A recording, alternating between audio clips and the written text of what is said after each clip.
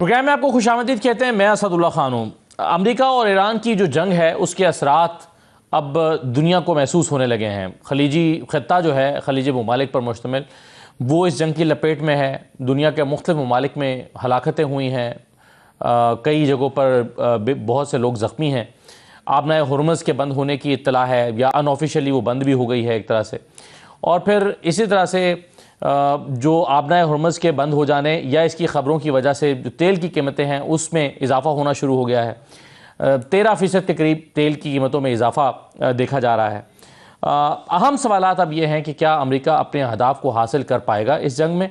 ख़ास तौर पर जो रजीम चेंज का उसका टारगेट है, क्या रजीम चेंज होने जा रहा है। दूसरा, क्या अमेरिका लंबी लड़ाई लड़ने के लिए तैयार है। क्या ये वो अफोर्ड करेगा कि इतने सारे ममालिक को जंग की कैफियत में, जंग की हालत में ज़्यादा अरसे तक रख सके। इसके अलावा खलीजी ममालिक ईरान पर को अपना रद्दअमल देंगे या दे सकते हैं, क्योंकि ईरान अभी तक उन ममालिक पर अटैक कर रहा है जहाँ से उसके ऊपर अमेरिका के अड्डों के ज़रिए से अटैक हुआ। तो क्या वो ममालिक ख़ुद भी जो रद्दअमल की सूरत में उन्होंने कहा भी है कि अगर हम पर हमला होता रहा तो हम भी अपनी जवाबी कार्रवाई करेंगे, तो क्या ये जवाबी कार्रवाई होगी और क्या इससे जंग का दायरा कार वसी हो जाएगा। दूसरी तरफ जो अफ़गानिस्तान में पाकिस्तान की कार्रवाइयाँ जारी हैं उसमें अभी तक की इतलात के मुताबिक 435 ख्वारिज को हलाक किया गया है, 630 ज़ख्मी हुए हैं, 188 चेक पोस्टें तबाह हुई हैं, 31 चेक पोस्टों पर पाकिस्तान ने कब्जा कर लिया है, 188 टैंक और बख्तरबंद गाड़ियाँ जो हैं वो तबाह हो गई हैं। ये जो जंग जारी है जिसमें दहशतगर्दों के ख़ात्मे का अज़्म किया गया है पाकिस्तानी फोर्सेस की जानिब से, पाकिस्तान की हुकूमत की जानिब से, कि बहुत लाशें उठा लीं, ज़्यादा अरसा लाशें नहीं उठा सकते, और जहाँ से दहशतगर्द आ रहे हैं, जहाँ से उनकी तश्कीलें आ रही हैं, जहाँ से उनकी इमदाद आ रही है, वहाँ पर उन्हें अटैक करना पड़ेगा। और ये अटैक मुसलसल जारी है और ज़ाहिर है कि इसमें अफ़गानिस्तान का बहुत नुकसान हो रहा है। ये भी एक जंग है, इसके असरात क्या होंगे और पाकिस्तान इसके समरात जो है वो किस तरह से और किस हद तक समेट पाएगा। इन तमाम चीज़ों पर आज के प्रोग्राम में हम गुफ्तगू करेंगे। मेरे साथ आज प्रोग्राम में जमील अहमद खान साहब मौजूद हैं, साबिक सफ़ीर हैं। ब्रिगेडियर समरेश साले साहब मुझे ज्वाइन कर रहे हैं, दिफाई तज्ज़ियाकार हैं। और अब्दुल्ला हमीद गुल साहब हमारे साथ मौजूद हैं, आप भी दिफाई तज्ज़ियाकार हैं। और डॉक्टर हुमा बुकाई साहबा हमें ज्वाइन कर रही हैं। मैं आप सबको खुशामदीद कहूँगा। सबसे पहले डॉक्टर हुमा साहबा ये बताइए कि इस वक्त आपके ख्याल में जो अमेरिका के अहदाफ हैं वो वाज़े तौर पर क्या हैं, जिसमें से बज़ाहिर हमारे सामने तो एक है कि वो रजीम चेंज करना चाहता है और अमेरिका को और ईरान के जो न्यूक्लियर एसेट्स हैं उसको ख़त्म करना चाहता है। आपके ख्याल में क्या वो ये हासिल करने जा रहा है? आज जो कतर के रिप्रेजेंटेटिव हैं उन्होंने भी एग्जैक्टली यही सवाल उठाया अपनी प्रेस ब्रीफिंग में। उन्होंने कहा आखिर क्या एंड गेम है प्रेसिडेंट ट्रंप का, और क्या वो एंड गेम ये है कि रिजीम चेंज होगी। तो ऑप्टिक्स के हिसाब से अगर देखें तो टॉप रिजीम तो एलिमिनेट हो गई है। फिर उन्होंने कहा क्या ये न्यूक्लियर प्रोग्राम है, और फिर उन्होंने कहा क्या ये एलिमिनेशन ऑफ विजल प्रोग्राम है। तो वहाँ क्लैरिटी मौजूद नहीं है। ये कतर के जो स्पोक्सपर्सन थे उन्होंने बात की, और ये बात उस वक्त हुई जब वो बात कर रहे थे उस फ्रेंडली फायर के हवाले से जिसमें अमेरिकन प्लेन्स डाउन हुए हैं। और जाहिर है वो एक ह्यूज सवाल है। और उसके बाद हमने एक बड़ी डिटेल्ड ब्रीफिंग देखी पेंटागन की, जिसमें इन सम वेज अमेरिका ने क्लैरिटी दी है दुनिया को, वाज़े तौर पे ये क्लैरिटी दी है कि जी अमेरिका क्या करना चाहता है। तो उन्होंने गिनवाया कि कब से कब तक क्या कुछ कर चुका है ईरान अमेरिका के साथ, और वो कहानी उन्होंने अफगानिस्तान से पहले से शुरू की जी। और उन तमाम लोगों को उन्होंने समझिए खराज अक़ीदत पेश किया जो अमेरिकन हैं और जो मारे गए, और सबका मोज़र इल्जाम उन्होंने ईरान को ठहराया। और उसके बाद उन्होंने कहा कि ये जंग हफ्तों चलेगी, हम तैयार हैं और हम फुल फ्लेज फोर्स के साथ हिट करेंगे। तो अभी तो ऐसा लग रहा है कि जंग का दायरा जो है वो वसी हो रहा है। एक बात मुझे और कहने की इजाजत दीजिएगा, अभी जो चाइना से कवरेज आ रही है ना वो बड़ी इंटरेस्टिंग है। चाइना से ये कवरेज आ रही है कि हमने ऐसे ओपन सोर्स इंटेलिजेंस के समझिए नेटवर्क बनाए हुए हैं जिनको ईरान बहुत कम कीमत में एक्सेस कर और इंटेलिजेंस हासिल कर सकता है, और ये इस वक्त ईरान को मददगार साबित हो रहे हैं इस जंग में एक एज हासिल करने के लिए, इंक्लूडिंग वो ड्रोन जिसने इब्राहिम लिंकन के ऊपर चक्कर लगाए और इंटेलिजेंस जमा की। तो मुझे लगता है कि और उन्होंने फिर ये भी फरमाया कि अमेरिकन जो हैं अपनी इस हार को एक जीत की स्पिन देने की कोशिश कर रहे हैं, क्योंकि अमेरिका में इस वक्त एंजाइटी है कि पहला तो सवाल यही उठ रहा है कि प्रेसिडेंट ट्रम्प, आप why this war, president Trump आपने ये जंग क्यों शुरू की है, इसके अहदाफ क्या हैं। और डेमोक्रेट्स तो शुरू में ही कह रहे थे कि you are putting our people in the way of harm. तो आपने देखा कि 4-5 अमेरिकन इसमें मारे गए, और उसके हवाले से अगर ये डेथ टोल बढ़ा तो अमेरिका में सीरियस सवाल उठेंगे। और दूसरा मुझे इस वक्त जो मैं जितनी भी ईरानी, तो डॉक्टर साहब क्या डोनाल्ड ट्रंप आपके ख्याल में ये अफोर्ड करते हैं कि इस जंग को तवील कर सकें? क्योंकि जाहिर है वो अकेले नहीं बल्कि बहुत सारे ममालिक को इस जंग में उन्होंने लपेट लिया है, उन ममालिक की तरफ से भी दबाव आएगा, फिर यूरोप और वेस्ट का दबाव अपनी जगह पर है, फिर उनकी अपनी अपोजिशन का दबाव अपनी जगह पर है, तो क्या वो इस जंग को तवील कर सकते हैं? मेरा ख्याल है इस वक्त तो ईरान ने इस जंग को तवील भी कर दिया और फैला भी दिया। तो और ईरान की हिकमत अमली सही है। ईरान की हिकमत अमली ये है कि अब ये जंग फैल गई है, पूरे गल्फ ममालिक जो है उन्होंने उसको लपेट में ले लिया है। और जो देखिए ईरान की स्ट्रेटजी बड़ी सिंपल है।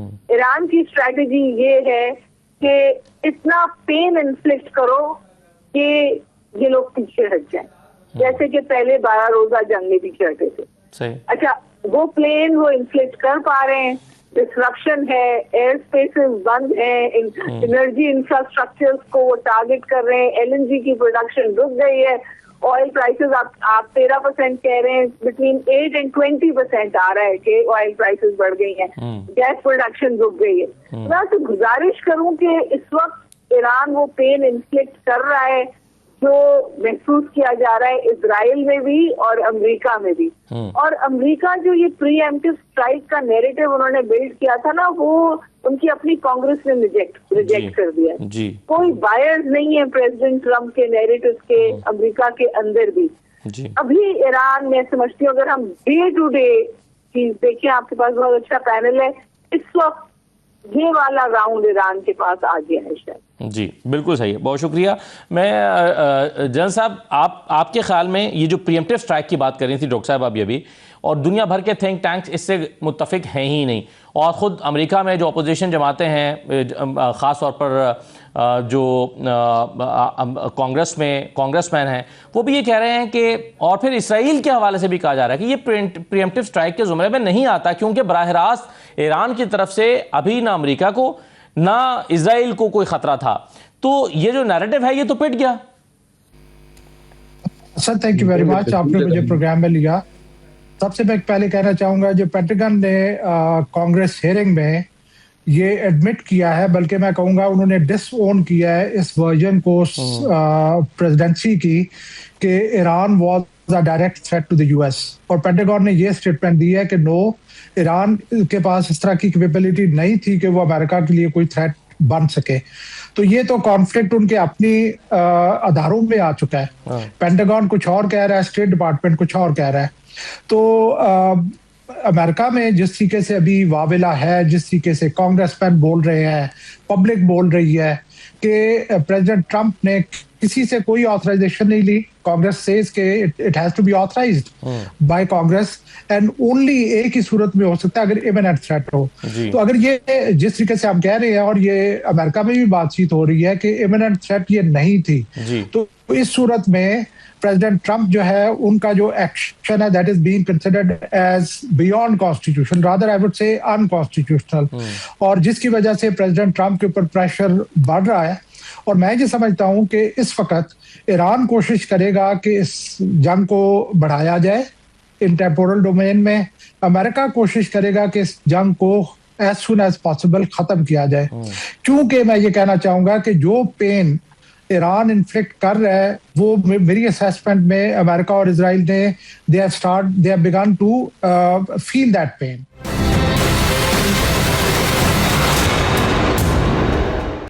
ईरान ने डेफिनेटली, जैसे डॉक्टर हुमा ने कहा कि they are inflicting so much of damage. मेरे नजदीक अभी तो geo economics will take over और कंट्रीज लाइक यूएई और दुबई वो चीखना शुरू कर देंगे अमेरिका से कि आपने हमारी बनी बनाई एम्पायर तबाह करवाना शुरू कर दिया। तो अब जो ये इकोनॉमिक डायमेंशंस है वो डिक्टेट करेंगी कि इस जंग को जितनी जल्दी से जल्दी बंद किया जाए। बिल्कुल सही है। आपने कहा कि wrong assessment of the enemy बड़ा इंपॉर्टेंट होता है जंग में।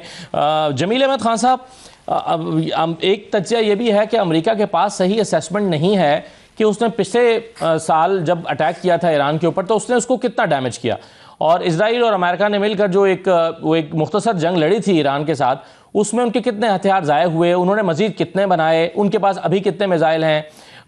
ये सारी असेसमेंट अमेरिका के पास सही असेसमेंट नहीं है। आपको भी ऐसा लगता है कि अमेरिका पूरे होमवर्क के बगैर उतरा और ईरान की ये स्ट्रैटेजी सही है कि उसने इस जंग को फैलाया? जाए तारीख इस चीज़ की गवाह है कि जब जंग शुरू होती है और जब फैलती है, जिस तरह कहा जाता है ना, जंग को शुरू किया जा सकता है लेकिन जंग को ख़त्म होती है वो अपने डायनामिक्स पे और अपने जो उसके ख़ुद-व-ख़्वाल हैं उसके मुताबिक होती है। तो लिहाजा असेसमेंट ये कहना कि असेसमेंट बिल्कुल गलत थी, शायद ये मुकम्मल तौर पर दुरुस्त नहीं होगा। वैसे तो अगर असेसमेंट की बात करें तो बहुत सारी जंगों में ज़्यादातर ममालिक की असेसमेंट उस अंदाज में नहीं होती है जिसमें ओरिजिनली की जाती है। इराक़ की मिसाल आपके सामने है, इराक़ में भी असेसमेंट शॉक एंड ऑ उन्होंने कहा कि करेंगे, और साथ में इस हद तक तो ठीक था कि उन्होंने डिस्ट्रॉच किया और उनका एक मकसद हल हो गया सद्दाम को हटाने के बाद। लेकिन ईरान के मामले में उनकी मिस कैलकुलेशन थोड़ी ज़्यादा हो गई है। वो इस तरह कि इजराइल उनके पीछे पड़ा हुआ था, इजराइल भी उनको असेसमेंट दे रहा था, और साथ में अमेरिका को भी पता था कि जी जिस तरीके से एक्सेस ऑफ रेजिस्टेंस को यके बाद दीगरे न्यूट्रलाइज किया गया है, चाहे वो हमास हो, हिजबुल्ला हो, मलेशिया हो सीरिया की या इराक की, और होती को भी उन्होंने कारपेट बम्बिंग तकरीबन कर डाली थी। लेकिन होती, मैं खुद भी तैनात रहा हूँ यमन में, सऊदी अरब में भी, और यूएई का सफ़ीर भी रहा हूँ, तो मुझे इन तमाम ममालिक का, मुझे इनकी डायनामिक्स का और इनकी आबादियों का पता है। होती बहुत सख्त जान लोग हैं, मैं सदा में उनके सूबे में भी जाता रहा हूँ, और हुतियों ने एक अभी तो वो कहते हैं ना कि इब्तदा का पहले ही हिस्सा है, क्योंकि आज जो इस पे मार्केट पे इम्पैक्ट पड़ा है, अभी गुफ्तगू भी हो रही थी, एक आध नुक्ते मैं भी उसमें ऐड करूंगा बाद में।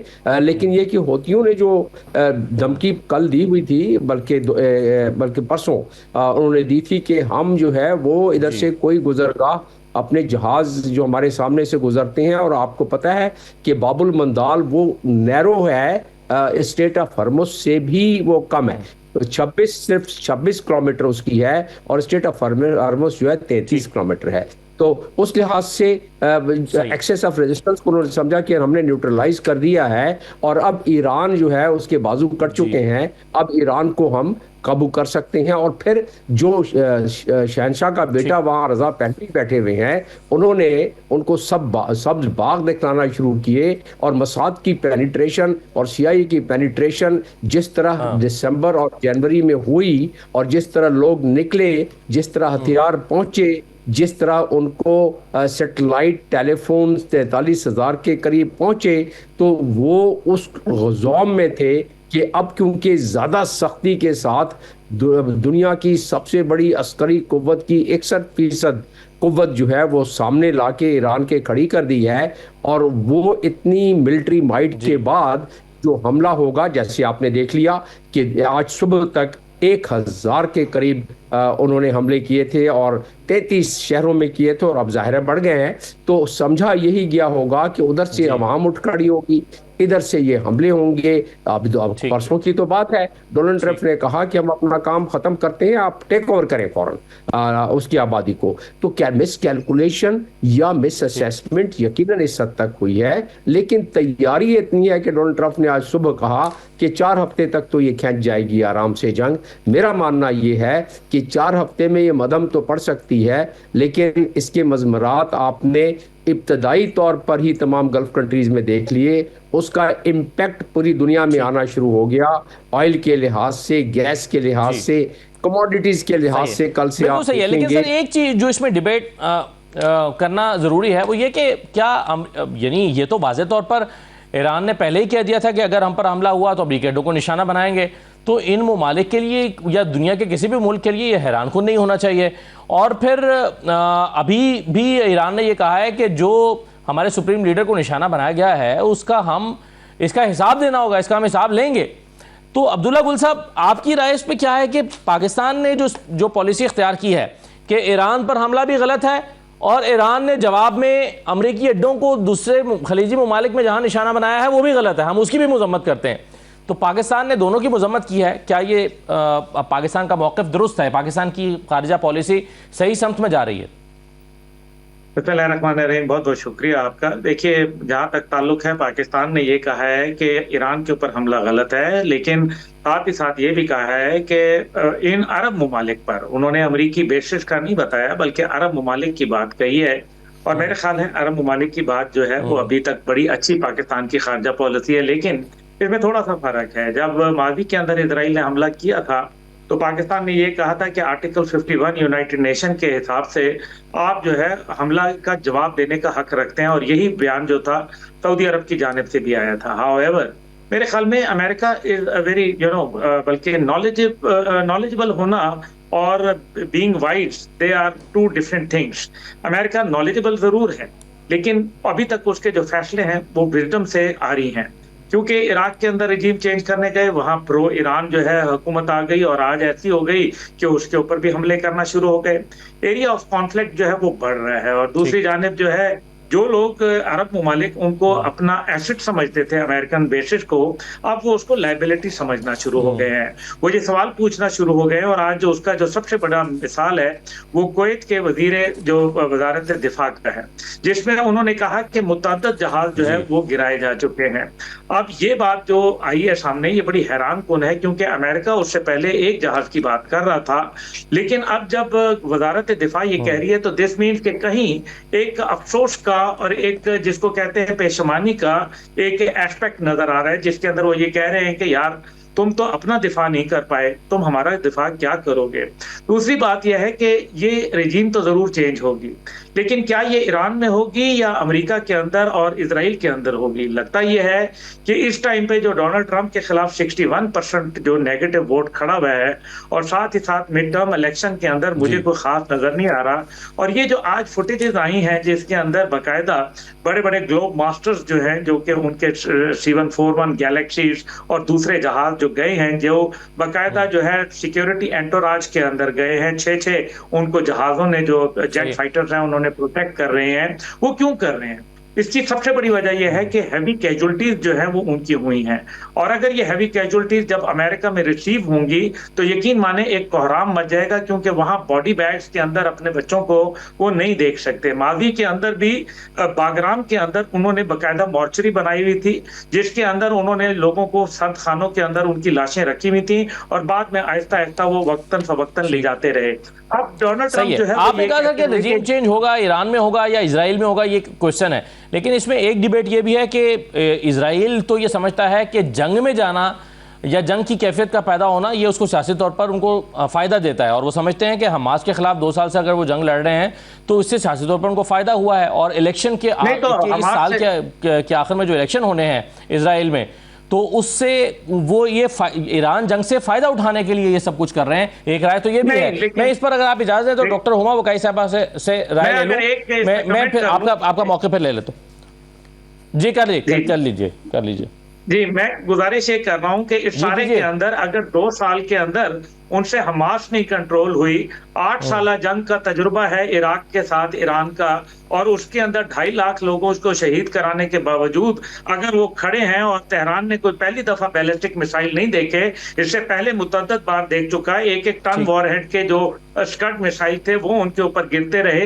लेकिन ये याद रखें कि दुनिया में सबसे ज्यादा जो बमबारी हुई वो दूसरी जंग अजीम के अंदर जो गोला बारूद था उससे कहीं ज्यादा लाओस के अंदर B-52 तैयारे जो है 5 साल तक तवातर से गिराते रहे। तो क्या फतह हो गया लाओस? अभी यहाँ हमारे नाज़रीन को ये भी नहीं पता होगा कि लाओस है क्या और किस जगह का मुल्क है और कहाँ की वो है। तो अमेरिका की जो इस टाइम पे कोई उनके जो सोल्जर्स हैं वो इस टाइम पे इतनी कैजुअलिटी बर्दाश्त नहीं कर सकते, और यही वजह है कि उनके वजीर दिफा का जो अभी बयान आया अभी लेटेस्ट, वो ये कह रहा है कि हमें एक बड़ा नुकसान उठा सकते हैं।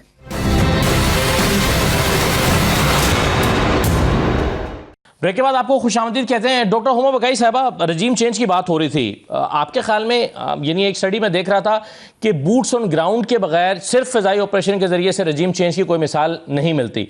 क्या आपके ख्याल में सिर्फ फ़िज़ाई ऑपरेशन के ज़रिए से रजीम चेंज हो सकता है? और मान लीजिए कि हो भी जाए तो क्या इस बात का कोई इम्कान मौजूद है कि अमेरिका की पसंद की हुकूमत यहाँ पर आ जाए, कोई लिबरल कोई पार्टी हुकूमत में बना ले या शाह की फैमिली में से कोई हुकूमत बना ले? क्या इस बात का कोई इम्कान दिखाई देता है? मुझे लगता है कि इट्स हाईली अनलाइकली, और जो अमेरिकन थिंक टैंक भी इनको कह रहे थे कि इस तरह की फॉरेन इंटरवेंशन जो इस हुकूमत के खिलाफ फॉल्ट लाइन्स थी वो गिर गई। क्योंकि आपने देखा कि जब टॉप लीडरशिप एलिमिनेट हुई तो उसके बाद लोग सड़कों पे तो जरूर निकले, लेकिन स्पोर्ट मनाने निकले और अपनी सॉलिडारिटी एग्जिस्टिंग गवर्नमेंट के पीछे दिखाने के लिए निकले। इसलिए नहीं निकले कि वो कोई हुकूमत की बदलाव की तरफ जा रहे थे। तो I think this been a gross miscalculation. सब इस गन को 57 आवर्स में, इन 57 आवर्स में कोई तकरीबन 7-8 घंटे पहले, बल्कि शायद 10 घंटे पहले प्रेसिडेंट ट्रम्प ये कह रहे थे अब हम ईरान से बात करने को तैयार हैं। ईरान ने कहा अब हम आपसे बात नहीं करना चाहते। तो ईरान को ये लग रहा है कि इसने जो स्ट्रैटेजी अपनाई है of spreading this war, inflicting pain and creating geo economic chaos, oil. अब उन्होंने अड्डों पे हमला किया, अब वो तेल के इंफ्रास्ट्रक्चर पे, एनर्जी इंफ्रास्ट्रक्चर पे हमला करे। तो ऐसा लग रहा है कि स्ट्रैटेजाइज किया हुआ है उन्होंने कि ये इस तौर से। या फिर मैं आपसे ये भी गुजारिश करूँ, देखिए अमेरिका की नीयत कोई साफ नहीं थी। इस तरह की मोबिलाइजेशन उन्होंने अमेरिकन वॉटर्स में की थी, इंक्लूडिंग इब्राहिम लिंकन। तो ऐसा लगता है कि वो एस्केलेट करेंगे इस जंग को। सही है डॉक्टर साहब। उन्होंने 2003 में ऐसी मोबिलाइजेशन की थी जब इराक की इन्वेजन हुई थी। उसके बाद इतनी बड़ी मोबिलाइजेशन अब हुई है। सिर्फ ये कि मेरा ख्याल है कि ईरान से जवाब थोड़ा सा मुश्किल आया है। ये इस बात में कोई इबाम नहीं है कि ईरान, अमेरिका और इजराइल का माइट मिलकर काउंटर नहीं कर सकता, लेकिन क्या वो कोई एक ऐसी स्ट्रैटेजी पे खेल रहा है कि अमेरिका मजबूर हो जाए पीछे हटने को? ये लग रहा है इस वक्त वाइबल ऑप्शन है उनके पास। बिल्कुल सही है, बिल्कुल सही है। डॉक्टर जमील साहब, हमने देखा कि पिछले कुछ अरसे में कोई गालिबन 1.5-2 साल से अमेरिका और इजराइल ने एक पॉलिसी बना रखी है कि टॉप लीडरशिप को उड़ा दो और उससे तंजीमों को कमज़ोर करो। लेकिन ये स्ट्रैटेजी उन्होंने मुसल्लह तंजीमों के ख़िलाफ़, हमास के ख़िलाफ़, हिजबुल्लाह के ख़िलाफ़ टॉप लीडरशिप को निशाना बनाया, उन्हें एलिमिनेट किया और उन तंजीमों को कमज़ोर कर लिया। यही हिकमत अमली वो एक हुकूमत के ख़िलाफ़, एक रियासत के ख़िलाफ़ इस्तेमाल कर रहे हैं। सुप्रीम लीडर को निशाना बना के वो समझते हैं कि इससे वो अपने मकासद को हासिल कर लेंगे। लेकिन क्या इसमें फ़र्क है कि मुसल्लह तंजीम के खिलाफ ये स्ट्रैटेजी चल सकती है और एक रियासत के खिलाफ नहीं चल सकती, या वाकई अमेरिका और इजराइल की स्ट्रैटेजी ठीक है कि टॉप लीडरशिप को निशाना बना के वो अपने अहदाफ को हासिल कर सकते हैं? बहुत सारे इसमें मल्टीपल प्लान्स के डायमेंशंस होते हैं। प्लान का एक हिस्सा यकीनन ये रहा होगा अमेरिका की तरफ से कि अगर डीकैपिटेट कर दें टॉप लीडरशिप को, क्योंकि अगर 47 सालों से अगर एक लीडर है और उसकी इतनी ग्रिप है, उसकी ग्रिप को तोड़ेंगे तो वो जो सोजिश बकौल अमेरिका के जो पैदा हुई थी दिसंबर के आखिर में और जनवरी में, जहां लोग कसीर तादाद में सड़कों पर आ गए थे हुकूमत के ख़िलाफ़, जिनको बाद में कंट्रोल कर लिया गया। ये और बात है कि इल्ज़ामात रहे ईरानियन हुकूमत पर कि क्रैकडाउन बड़ा सख्त था। उससे कता नज़र एक बात साबित हो गई कि ईरानियन का अपनी तमाम हुकूमती एपरेटस इन प्लेस था और उन्होंने कंट्रोल कर लिया।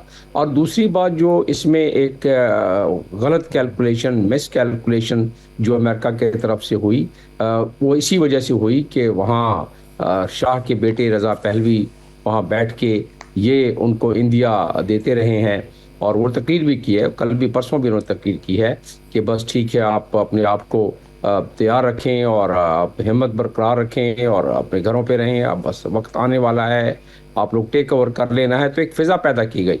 तो इन दोनों को अगर जहन में रख के अगर बात की जाए तो ये एक मिस कैलकुलेशन हुई। ये नहीं उन्होंने देखा कि ईरानियन एक हज़ारों साल पुरानी तहजीब है और उनकी जो एक ग्रिप है ख़ास तौर पर रिजीम की, वो ग्रास रूट लेवल पर है। और ये भी बताता चलूँ कि रिजीम की जो ग्रिप, एक तो काफ़ी मेजॉरिटी और दूसरी ये है कि रूरल एरिया में बहुत ज़्यादा मोटिवेटेड लोग, वो उनकी ग्रिप है। तो लिहाजा डीकैपिटेशन उन्होंने तो खुद ट्रंप के पूरी दुनिया को बता दिया कि हमारा सक्सेशन प्लान है, हर लेवल पर है, चाहे वो साइंसदान हो, अस्करी क़यादत हो या उनकी टॉप लीडरशिप हो, बशमूल रहबर आला।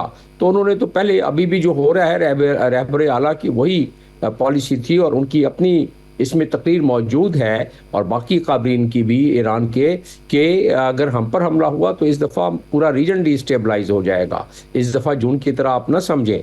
और उन्होंने कोई लगी लिपटे तो नहीं रखी। जो बात सुप्रीम लीडर ने कही थी एंड उसी के मुताबिक इस वक्त जो रिस्पांस मिल रहा है वो उसी के मुताबिक मिल रहा है। रीजन की उन्होंने बात की थी, उन्होंने कर ली। उन्होंने कहा कि अगर हमारे ऊपर हमला हुआ और हमारे आयल तनसीबात को नुकसान पहुंचा तो मिडल ईस्ट में कोई आयल तनसीब जो है वो हिफाजत में नहीं रहेगी। उन्होंने वो भी करके दिखलाया। रिजल्ट क्या निकला कि पूरी दुनिया को एक तकलीफ शुरू हो गई। और तकलीफ क्यों हुई? आज के दिन गैस 50% बढ़ गई, ऑयल 12% बढ़ गया, कमोडिटीज बढ़ गई और आरामको जो है वो बंद हो गया, गैस बंद हो गई, कतर ने प्रोड्यूस करना बंद कर दी। तो ये तो पूरी दुनिया एक हलचल में आ गई ना। इसका मतलब ये है कि पेन अगर ईरान को उन्होंने अजियत पहुंचाई है तो पूरी दुनिया अजियत में आएगी। तो प्रेशर बिल्ट होगा, प्रेशर अमेरिका पर होगा, वोटर्स पर होगा, पूरी दुनिया के उनके एलाइज पर होगा। तो ट्रंप जो है उनको कितनी देर तक वो बर्दाश्त कर सकते हैं। लेकिन इसमें एक चीज़ जो ट्रंप को अपने हालात का कैदी बना रही है और वो है इजरायली लॉबी, जिसको ये मैं नहीं कह रहा, आप जेफरी सैक्स की बात कर लें या आप जॉन वीर शाइमर की बात कर लें, दोनों अमेरिकन पॉलिटिकल साइंटिस्ट हैं, प्रोफेसर्स हैं, वो इस चीज़ को प्रूव कर चुके हैं। तो क्योंकि वो पुश किया उन्होंने, वरना ये जंग इसमें अमेरिका का तो कोई फ़ायदा नहीं है। अमेरिका जितनी दूर बैठा हुआ है, ये किसको नहीं मालूम कि अमेरिका को ईरान से क्या ख़तरा था। इतनी दूरी के मौके पर किसी को ख़तरा अगर था तो वो इसराइल था और इसराइल चाहता था कि एक ही मुल्क रह गया कि 47 साल से मर्ग भर अमेरिका का नारा लगाया जा रहा था, तो ये मजीद हम बर्दाश्त नहीं कर सकते, ये एक आर्गूमेंट है। लेकिन इसमें एक चीज़ बड़ी इंपॉर्टेंट है और वो ये है कि डोनाल्ड ट्रंप ने अभी तक ना तो अब्दुल्ला साहब ना तो अवाम से मशवरा करना या उन्हें एतमाद में लेना मुनासिब समझा है। हालांकि स्टेट ऑफ द यूनियन खिताब में उनके पास ये मौका था कि वो उस पर आर्गूमेंट दे सकते थे अवाम को एतमाद में लेने के लिए, ना वो कांग्रेस के पास गए हैं। और हम देख रहे हैं कि डेमोक्रेट्स उन पर बहुत तनकीद कर रहे हैं। अगरचे कुछ रिपब्लिकन्स ने उनकी हिमायत किया लेकिन डेमोक्रेट्स उन पर तनकीद कर रहे हैं। खुद कमला हैरिस ने कहा है कि इन्होंने एक गैर ज़रूरी जंग में अमरीकियों को घसीट लिया है। तो कितना सा वो ये दबाव बर्दाश्त कर सकते हैं? और जाहिर है इस साल के आखिर में मिड टर्म इलेक्शन है, उसके ऊपर कितना फर्क पड़ सकता है अगर डोनाल्ड ट्रंप अपने मकासद में कामयाब नहीं होते? देखिए, फर्क तो बहुत ज्यादा पड़ सकता है। आप देखिए कि अगर उनका कोई एक वॉरशिप, मैं नहीं कहूंगा कि वो उनका एयरक्राफ्ट कैरियर, लेकिन कोई एक उसके साथ जो इतने वॉरशिप्स आते हैं, पूरी फ्लीट होती है, अगर उनमें से कोई एक सिंक कर गया तो क्या ये मामला इम्पीचमेंट तक पहुंच सकता है? क्या माजी के अंदर देखें 2017 में भी इम्पीचमेंट का हुआ था लेकिन वो कामयाब नहीं हुआ था। लेकिन जो अभी सूरत हाल है, जब बॉडी बैग्स के अंदर लोग आएंगे, और ख़ास तौर पे आपने मशवरा की बात की, मशवरा इसलिए नहीं कर सकते क्योंकि मुझे लगता है एप्स्टीन फाइल का एक बहुत बड़ा प्रेशर है। और डोनाल्ड ट्रंप, आपको याद होगा, ये वही शख्स थे जिन्होंने कहा था कि मैं इजराइल की फर्दर जो है मदद नहीं कर पाऊंगा, ये जब इलेक्शन कैंपेन कर रहे थे। But when he took over Oval office तो वो फिर एकदम उनके ख्यालात में तब्दीली आ गई। अब इस सब को अगर यहाँ देखें तो क्या डोनाल्ड ट्रंप तो शायद जंग को प्रोलॉन्ग कर लेंगे और मेरे ख्याल में बूट्स ऑन ग्राउंड भी अगर उनको जरूरत पड़ी तो वो शायद वो ले आएंगे। लेकिन क्या अफगानिस्तान का एक्सपीरियंस उनका बहुत अच्छा था? क्योंकि जिस रिजीम को वो चेंज करने अफगानिस्तान में आए थे, 2021 में उन्हीं के हाथ में वो हुकूमत को दे के चलते बने और आज तक उनको जो है $160 मिलियन अ मंथ उनको अदा कर रहे हैं।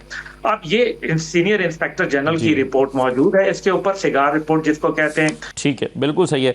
एक छोटा सा ब्रेक लेते हैं। जनरल साहब, आपका बहुत शुक्रिया प्रोग्राम में शिरकत करने के लिए। एक छोटा सा ब्रेक लेते हैं, बाकी मेहमान हमारे साथ मौजूद हैं। थोड़े से अफगानिस्तान की वॉर जो है उसके ऊपर भी बात कर लेते हैं, और फिर ये जो एक इजराइल और इंडिया के दरमियान, क्योंकि इंडियन प्राइम मिनिस्टर मोदी ने अभी इजराइल का दौरा भी किया था, तो इंडिया क्या चाह रहा है इस जंग से हासिल करना, तो इस पर भी थोड़ी सी बात करते हैं एक छोटे से ब्रेक के बाद।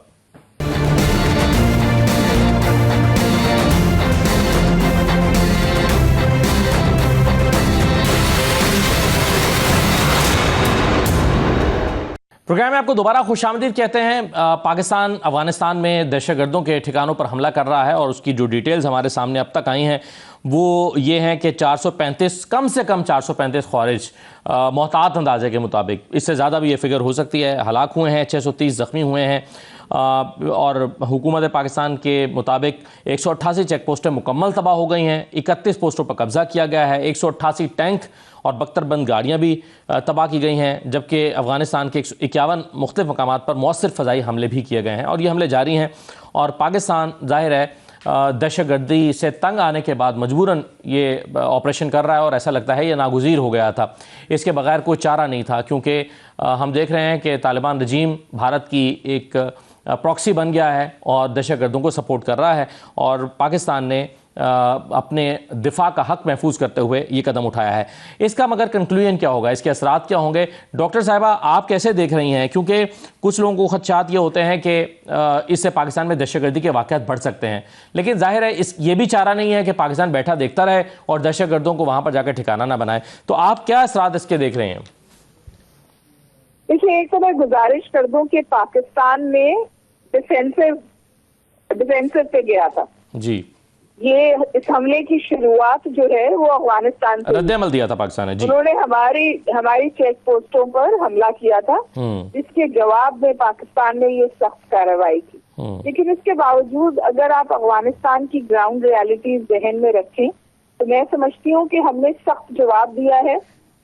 हमने उनको इन्फ्लिक्टेड पेन, और हमने उनका जो समझिए इंफ्रास्ट्रक्चर है उसको भी शदीद तरीन नुकसान पहुंचाया है। जहां हम उनसे ये कहें कि ये जो हार्ड पावर है ये टेबल पर है, आपके साथ दोबारा ये किया जा सकता है और आप अपनी कॉन्डक्ट ठीक करें। क्योंकि मैं आपको बताऊं, अफगानिस्तान उनका फोर्टे नहीं है कि वो बॉर्डर वॉर करें, उनका फोर्टे नहीं है कि वो सामने कन्फ्रंटेशन में आके जंग करें, उनका फोर्टे है गोरिल्ला वॉरफेयर, उनका फोर्टे है छुप के हमला करना, उनका फोर्टे है सुसाइड बॉम्बिंग, उनका फोर्टे है टेररिस्ट अटैक, और वो इस सब पे रिवर्ट करेंगे। तो मेरा जो जाती ख्याल है, और मैं अफगानिस्तान पे मैंने बहुत काम भी किया है, मैं ट्रैक्टिव डिप्लोमेसी में हर साल अफगानिस्तान जाती थी काबुल। मेरा ये ख्याल है कि we put the hard power on the table, but we should go back कि जी ये निगोशिएशंस करें और पीछे हटें। और जो दूसरी अहम बात हमें अफगानिस्तान में करनी चाहिए वो है रिजीम चेंज। ये इलेजिटिमेट रिजीम, लेकिन ये रिजीम चेंज क्या कर रही है, ये काबिज रिजीम है। लेकिन और तीसरी बात में कि क्योंकि हमारे पास प्रूफ है कि इसकी फंडिंग इंडिया से होती है, तो हमें इंटरनेशनल फ्रंट पे इंडिया को फैक्टर्स में डालने की बात करनी चाहिए, because it is proven beyond doubt कि इंडिया जिम्मेदार है जो कुछ तालिबान कर पा रहे हैं हमारे वेस्टर्न बॉर्डर पर, आलायकार बने हुए, मोरे बने हुए। जी, लेकिन रजीम चेंज की डॉक्टर साहब जो आप बात कर रही हैं, रजीम चेंज तो जाहिर है ये उनका एक इंटरनल मैटर है, पाकिस्तान तो इस सिलसिले में कुछ नहीं कर सकता। नहीं जी, पाकिस्तान इसमें कुछ कर तो नहीं सकता, लेकिन पाकिस्तान इंटरनेशनली इस बात पे जोर तो दे सकता है कि जो अमेरिका ने वहां से कैलेंडर बेस्ड विड्रॉल की, कंडीशन बेस्ड विड्रॉल ने की, आर्म्स वहां से खत्म नहीं किए, तो वहां उसकी वजह से वहां ये मसाइल खड़े हो रहे हैं। तो पाकिस्तान के हम वो वाहिद मुल्क हैं जिन्होंने इनको रिकॉग्नाइज भी किया था back in the day. Pakistan was the only country that give them legitimacy of recognition. तो अभी भी बहुत, चाइना भी इनको डी फैक्टो रिकॉग्निशन देता है, मॉस्को ने वो डी फैक्टो रिकॉग्निशन इनसे वापस ले ली जी, और फिर इनकी इन्हीं हरकतों की वजह से और टेरर आउटफिट, ये हैचरीज बन गए हैं अफगानिस्तान टेरर आउटफिट्स की, इसको उनकी वजह से मॉस्को ने इनको जो स्टेटस दिया था वो वापस लिया है जी। मेरे ख्याल पाकिस्तान को भी एक बहुत सख्त सफारती स्टांस लेना चाहिए, इंटरनेशनली इंडिया को एक्सपोज करना चाहिए क्योंकि वो पीछे खड़ा है, इनकी पुष्पनाई कर रहा है जी। और थर्डली हार्ड टेबल को मेज पे रखते हुए ये कहना चाहिए कि ईदर यू डू दिस और this will happen again to you. मुझे नहीं लगता इसके अलावा मेरी ख्याल में नहीं आता कि हमारे पास कोई और ऑप्शन। बिल्कुल सही आपने कहा। और हम देख रहे हैं कि इंडियन प्राइम मिनिस्टर जो हैं वो अभी इजराइल भी गए इस जंग के शुरू होने से पहले, और इस हवाले से भी मैं ज़रा चंद चीज़ें आपके सामने रख देता हूं और फिर मैं सवाल लेकर चलता हूं मेहमानों की तरफ। हमारे जहन में रहना चाहिए कि भारत और इसराइल के जो दहशतगर्दाना किरदार है उसने खत्ते को एक बार फिर जंग में धकेल दिया है, क्योंकि भारत खत्ते में अमन नहीं चाहता। इसराइली जारियत की गैर मशरूत तायद ने भारत की नाम नेहाद गैर जानबदारी के झूठे दावों का पोल खोल दिया। भारत में अपोजिशन जमातों ने मोदी के गुज़श्ता हफ्ते इसराइली दौरे को कड़ी तनकीद का निशाना बनाया है। ब्लूमबर्ग ने कहा कि भारतीय अपोजिशन का कहना है कि मोदी के दौरे ने ईरान पर फ़िज़ाई हमलों की तायद का तासुर देकर खत्ते में बहरान को जन्म दिया। कांग्रेस के तर्जुमान ने कहा है कि ईरान पर हमलों पर मोदी का रद्दअमल भारत की इक़दार और मफादात से गद्दारी है। ब्लूमबर्ग ने यह भी कहा कि ईरान में बढ़ता हुआ बहरान भारतीय मईशत के लिए गैर यकीनी सूरत हाल पैदा कर रहा है। ब्लूमबर्ग ने यह भी कहा कि ईरान पर हमले से भारत को तेल की कीमतों और तजारती खसारे में बड़े नुकसान का सामना करना पड़ेगा। आलमी माहिरीन ये कहते हैं कि भारतीय वज़ीर आज़म की इसराइल की तायद साबित करती है कि भारत किसी मुल्क के साथ मुखलिस नहीं है। अब यही बातें डॉक्टर साहिबा भी कर रही थी। अब्दुल्ला साहब ये बताइए कि हम यानी ज़ाहिर इंडिया से कोई खैर की तवक्को रखी नहीं जा सकती। एक हम देख रहे हैं खदशा जो लोग डिस्कस कर रहे हैं कि अगर ईरान में इजराइल टेक ओवर कर लेता है या अपनी मर्जी की हुकूमत बना लेता है या ईरान की हुकूमत को कमज़ोर कर देता है और यहाँ आकर बैठ जाता है तो वो तो हमारे बॉर्डर पर आ जाएगा। तो एक तरफ बैठा हुआ इंडिया, दूसरे बॉर्डर पर आकर बैठ जाएगा इसराइल, तो ये पाकिस्तान के लिए कितना चैलेंजिंग होगा। दूसरी तरफ पाकिस्तान का मौक़िफ़ यह है कि जो सिक्योरिटी ज़राए बताते हैं वो कहते हैं कि जी बिल्कुल ऐसा कोई ख़तरे की बात नहीं है, हम न्यूक्लियर पावर हैं, इजराइल पाकिस्तान की तरफ देख भी नहीं सकता। तो आपके ख्याल में क्या वाकई एक चैलेंज है? देखिए, DGISPR की जो आज अल जजीरा को उन्होंने इंटरव्यू दिया है, आखिर उसके देने की जरूरत कोई वजह तो है ना जिसके पेश आई है, और जिसमें उन्होंने ये कहा है कि हम एक तस्लीम शुदा न्यूक्लियर पावर है और दुनिया ने कभी न्यूक्लियर पावर के साथ जो है कभी इस किस्म का एडवेंचरिज्म देखा नहीं है, और अगर देखेंगे तो इसके हॉरिफिक जो है वो कॉन्सिक्वेंसेस होंगे। ये बात तो एक तरफ रह गई। अब जो अफगानिस्तान के हवाले से डॉक्टर हुमा ने कहा, ठीक है, डॉक्टर हुमा अपना उनके बिल्कुल सही है। अफगानिस्तान के अंदर मैं तो आपको पता है मेरा भी एक बड़ा अमल दखल है। अब मेरा ख्याल है कि ऑपरेशन मस्ट नॉट स्टॉप, हमें ये ऑपरेशन जारी रखने चाहिए जब तक कि वो तमाम उनके पास जो असले के ज़खायर। ये भी तो आपकी एक सवाल है ना कि वो जो 7.2 बिलियन डॉलर्स के का असला है वो कहाँ रखा हुआ है, क्या हमारे पास? और दायरा पाकिस्तान के पास बहुत अच्छी इंटेलिजेंस रिपोर्ट्स तो हैं तभी ये ऑपरेशन हो रहा है, लेकिन क्या एग्जैक्टली उसको टारगेट किया जा सकता है? मैं आखिर में जमील अहमद खान साहब आप ये बता दीजिए, आप कंक्लूजन क्या देख रहे हैं अफगानिस्तान और पाकिस्तान के दरमियान जो जंग जारी है उसका, और अमेरिका और ईरान के दरमियान जो जंग जारी है, दोनों का कंक्लूजन बता दीजिए क्या है? अमेरिका और ईरान का जो है कंक्लूजन वो तो सामने जो अनफोल्डिंग सिचुएशन नज़र आ रही है वो ये कि थोड़ा फैलेगा और नुकसान करेगा और खत्ते में डिस्टेबलाइजेशन करेगा, दुनिया को इसका पेन महसूस होगा। ईरान रिजिलियंट कौम है, बहुत नुकसान उठाएगी, फिर भी अपने पैर पर खड़े हो जाएगी।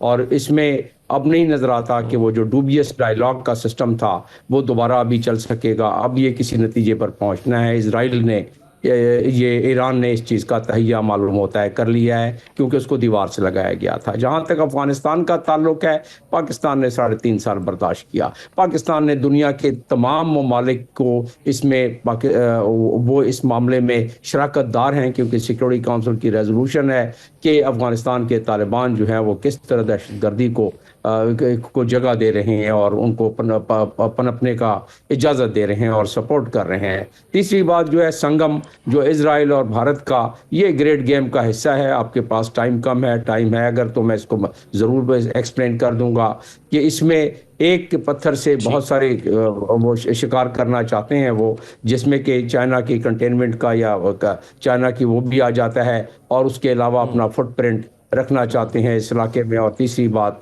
भारत हमें इस तरफ लगा के शायद कोई एडवेंचर करने की कोशिश करे, लेकिन उसको पता है कि वो किस तरह, बहरहाल वो हमें वीक देखना चाहता है, संदूर में अपनी मुंह की खा के। अब वो चाहता है कि हमें ब्लीडिंग हमारी किसी और तरीके से करे क्योंकि वो जंग में तो नहीं जीत सकता और उसने वो देख लिया है और उसको पता पड़ गया है। आप कह रहे हैं कि इस खतरे में फुटप्रिंट चाहते हैं ठीक है, बहुत शुक्रिया जमील अहमद खान साहब, वक्त खत्म हो गया। बहुत शुक्रिया अब्दुल्ला हमीद गुल साहब और डॉक्टर हुमा वकाई साहब, प्रोग्राम में शिरकत करने का शुक्रिया। इजाज़त दीजिए, अल्लाह हाफ़िज़।